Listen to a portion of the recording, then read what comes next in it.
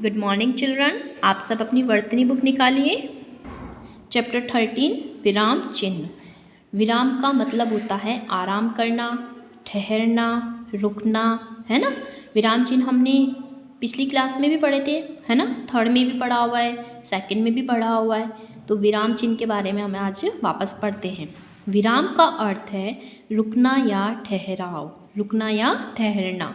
भाषा द्वारा जब हम अपने भावों को प्रकट करते हैं तो एक विचार के कुछ अंश को प्रकट करने के बाद हम थोड़ा सा रुकते हैं, इसे ही विराम कहते हैं। मतलब हम अपनी बात को सामने वाले को समझाने के लिए जहाँ पर रुकते हैं उसे हम क्या कहेंगे, विराम कहेंगे। अगर हम जल्दी बोलते जाएंगे तो सामने वाले को हमारी बात समझ में नहीं आएगी। तो हम अपनी बात को समझाने के लिए धीरे धीरे बोलते हैं, रुक रुक कर बोलते हैं ना। कई बार आपने ऐसा किया था, हम आए थे, तो सामने वाले को समझ में आएगा। हमने ऐसे बोला, आपने ऐसे किया था, हमने ऐसे गए थे, अपने को समझ में नहीं आएगा। तो हम अपनी बात को समझाने के लिए थोड़ा सा जहाँ रुकते हैं उसे क्या कहते हैं, विराम कहते हैं। लिखते समय विराम को प्रकट करने के लिए चिन्हों का प्रयोग किया जाता है। अब ये तो हो गई हमारी अपनी बात को समझाने के लिए, लेकिन जब हम लिखते हैं तो लिखने के लिए हमको हमारी बात को स्पष्ट करने के लिए भी हमें कहीं कहीं चिन्हों का प्रयोग करना पड़ता है। इन्हीं चिन्हों को विराम चिन्ह कहा जाता है। इनके अनुचित प्रयोग से अर्थ का अनर्थ हो जाता है। मतलब हम अपनी बात को कह तो सही रहे हैं, लेकिन लिखने के साथ अगर हमने उसको सही नहीं लिखा तो उस वाक्य का अलग ही अर्थ निकल जाएगा। जैसे पढ़ो मत खेलो। अब इसमें आपका क्या मतलब आ रहा है कि पढ़ने के लिए कहा जा रहा है आपको और खेलने के लिए मना किया जा रहा है। अब देखिए दूसरे वाले में देखो, पढ़ो मत खेलो मतलब पढ़ाई नहीं करनी है आपको, खेलना है। तो देखो दोनों में ये जो विराम चिन्ह है, इन विराम चिन्हों से इन दोनों के सेंटेंस अलग हो गए ना, सेंटेंस के अर्थ अलग हो गए ना, लेकिन सेंटेंस तो एक ही है। देखो पढ़ो मत खेलो, लेकिन हमने जहाँ पर इसका विराम चिन्ह का प्रयोग किया दोनों वाक्यों के अर्थ अलग हो गए।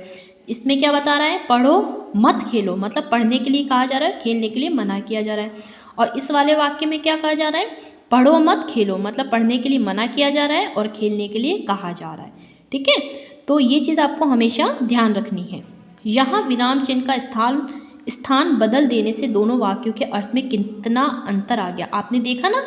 इसलिए हमें कहा जाता है कि हम अपनी बात को स्पष्ट करने के लिए कहीं रुकते हैं, बोलने के लिए तो रुकते हैं तो वो विराम हो जाता है, लेकिन जब हम लिखते समय करते हैं तो वहाँ पर विराम चिन्हों का प्रयोग किया जाता है। अब विराम चिन्ह कौन कौन से होते हैं, देखिए अल्प विराम जिसे हम इंग्लिश में कॉमा कहते हैं।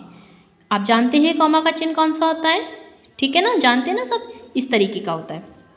अर्धविराम का मतलब होता है सेमी कॉलन, ये ऊपर डॉट नीचे कॉमा।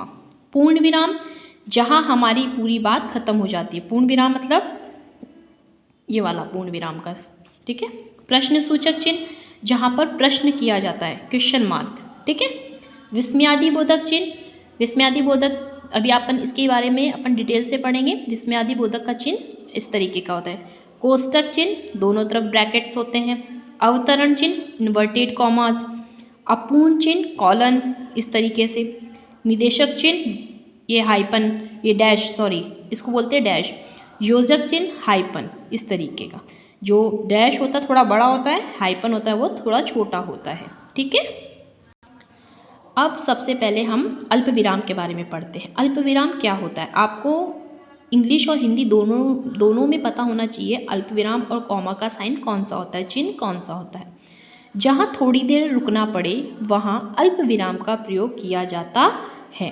इसका प्रयोग निम्नांकित स्थानों में होता है, जैसे एक ही शब्द के बीच, जैसे तिलक, गोखले और बापू महान नेता थे। अगर हम इसको बोले तिलक, गोखले और बापू महान नेता थे तो हमें पूरा समझ में तरीके से नहीं आएगा, लेकिन जब हम बात को स्पष्ट कर रहे हैं तो हमने लिखा तिलक, गोखले और बापू महान नेता थे।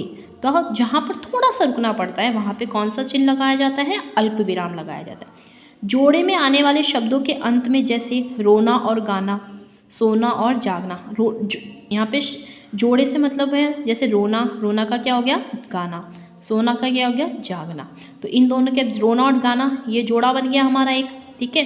सोना और जागना ये भी हमारा एक जोड़ा बन गया। तो इन दोनों के बीच में भी कॉमा लगाया जाता है, ठीक है। अब देखिए, लिखते समय एक बात को दूसरे से अलग करने के लिए, जैसे गीता बहुत साहसी, ईमानदार, कर्मठ और सुंदर है ना। तो अब हमने इन बातों को अलग अलग किया ना, एक तो साहसी, एक ईमानदार, एक कर्मठ और सुंदर, इन शब्दों को हमने अलग अलग किया। तो इसके बीच में भी हमें कौन सा चिन्ह लगाना पड़ेगा, अल्प विराम लगाना पड़ेगा, ठीक है। अब आता है अर्धविराम। अर्धविराम का मतलब होता है सेमीकोलन, जहाँ अल्प विराम से कुछ अधिक तथा पूर्ण विराम से कुछ कम रुकना ठहरना पड़ता है। मतलब जहाँ अल्प विराम से तो कुछ अधिक ज़्यादा और पूर्ण विराम से थोड़ा सा हमें रुकना पड़ता है, वहाँ अर्धविराम का प्रयोग होता है। जैसे सवेरा हुआ, प्रकाश फैला, किसान अपने काम में जुट गया, ठीक है। तो अब देखिए हम रुके ना, सवेरा हुआ, प्रकाश फैला, किसान अपने काम में जुट गया, ठीक है। अब आता है पूर्ण विराम। पूर्ण विराम का मतलब होता है जहाँ पर हमारी बात खत्म हो जाती है। वाक्य के पूरा होने पर पूर्ण विराम का प्रयोग होता है। जैसे मैं पत्र लिख चुका था, ठीक है। तो अब मेरी बात पूरी खत्म हो गई, तो मैंने अब कौन सा साइन लगाया, पूर्ण विराम का लगाया, ठीक है। प्रश्नसूचक चिन्ह। प्रश्नसूचक चिन्ह का होता है प्रश्नवाचक वाक्यों के अंत में इसका प्रयोग होता है, जहाँ पर हम प्रश्न करते हैं, है ना। जैसे तुम किस कक्षा में पढ़ते हो, तो हमारा प्रश्न है, तो प्रश्न के आगे हमने प्रश्न पूछा और उसके आगे कौन सा साइन लगाया, प्रश्नसूचक चिन्ह लगाया, ठीक है। विस्मयादिबोधक चिन्ह। विस्मयादिबोधक का चिन्ह जो हर्ष मतलब खुशी, घृणा, शोक, आश्चर्य आदि भावों को प्रकट करने के लिए इस चिन्ह का प्रयोग किया जाता है। मतलब खुशी के लिए, दुख के लिए, आश्चर्य के लिए, जो हमारे मन के भाव होते हैं उनको प्रकट करने के लिए कौन सा चिन्ह लगाया जाता है, विस्मयादिबोधक लगाया जाता है। जैसे छी छी इतनी गंदी जगह में रहते हो, है ना, तो यहाँ पे कौन सा साइन लगाया, विस्मयादिबोधक, ठीक है। अब आता है कोष्टक चिन्ह। कोष्टक चिन्ह क्या होता है, किसी शब्द या पद का अर्थ स्पष्ट करने के लिए कोष्टक चिन्ह का प्रयोग किया जाता है। मतलब कोई शब्द है ना, अब उस शब्द का अर्थ भी हमें बताना है, तो उसके लिए कौन सा लगाएंगे हम, कोष्टक। जैसे निरंतर। निरंतर का मतलब क्या होता है, लगातार।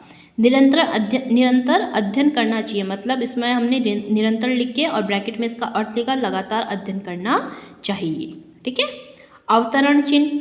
दूसरे की कही बात को जहाँ किसी परिवर्तन के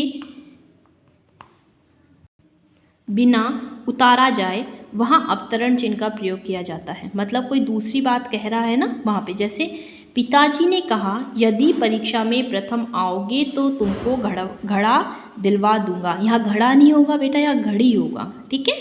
क्या आएगा, घड़ी।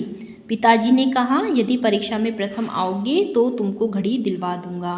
तो यहाँ पे ये कौन सा साइन लगाया हमने, अवतरण चिन्ह का लगाया। कौन सा लगाया, अवतरण चिन्ह का।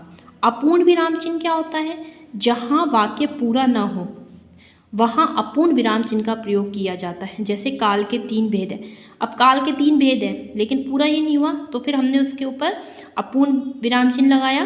और कौन कौन से हो गए, वर्तमान, भूत और भविष्य, ठीक है।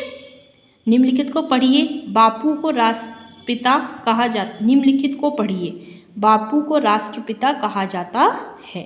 तो यहाँ पे आपको ये देखिए पूरी बात नहीं कही गई, यहाँ पर हमारी आधी बात कह के और फिर पूरी बात कही जा रही है, ठीक है। निदेशक चिन्ह डैश, जब किसी बात को स्पष्ट करने की आवश्यकता हो तो निदेशक चिन्ह का प्रयोग करते हैं। जैसे मीरा तुम आजकल क्या कर रही हो, अपनी बात, किसी बात को स्पष्ट मतलब उसको समझाने के लिए। घर जाना, सबसे मिलना और क्या, ठीक है। योजक चिन्ह हाइपन, 2 या 2 से अधिक शब्दों को जोड़ने में इसका प्रयोग किया जाता है। जैसे सुख, सुषमा, मुकुट, प्रभा, मदन, मान, विमोचन।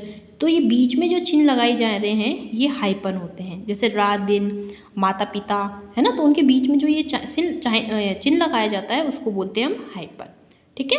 इस चैप्टर को आप एक बार अच्छे से और पढ़िएगा, ठीक है।